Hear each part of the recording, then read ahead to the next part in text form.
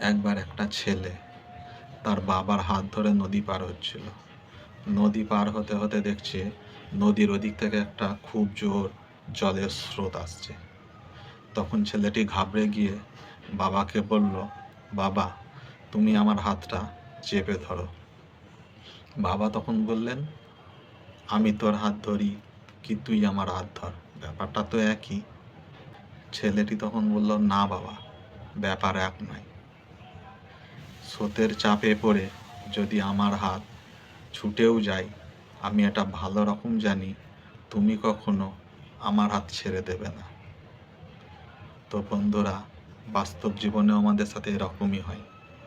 আমরা ছেলেরা কখনো পরিস্থিতির চাপে পড়ে হোক বা অন্য কোনো কারণে হোক বাবার হাত ছেড়ে দিলেও একটা বাবা কখনো তার ছেলের হাত যে কোনো পরিস্থিতিতেই ছেড়ে দেয় না।